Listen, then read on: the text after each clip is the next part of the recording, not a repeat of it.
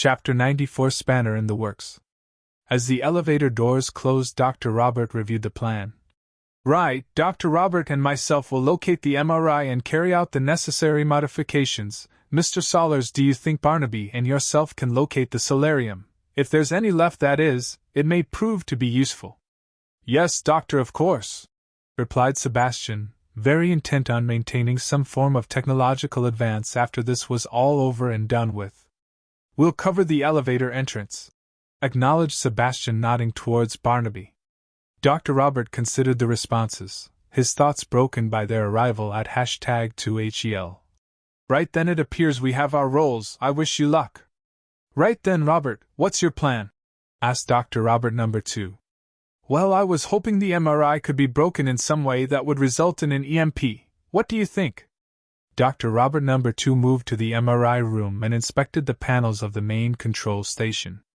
Reaching under the main terminal, he found a panel behind which he found the guts of the operation, wires, switches, circuit breakers, warning stickers, everything an engineer would need in order to repair the MRI in the event of in-service, error or parts failure.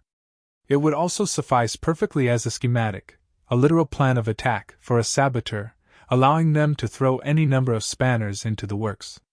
Look at this, Robert, it's perfect. I propose we pull this breaker here, which will cause a positive feedback loop in the MRI, which will inevitably result in the EMP that we desire.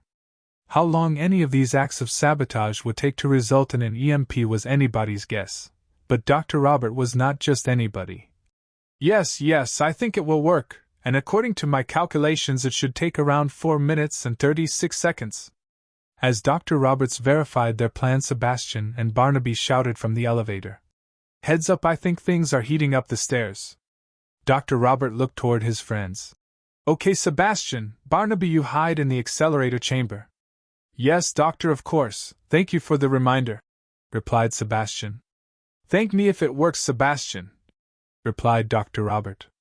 With his friends safe, Dr. Robert went to warn the other Sebastian and Barnaby to find another exit from #2HEL laboratory, and somehow get above ground and far enough away from the EMP as possible.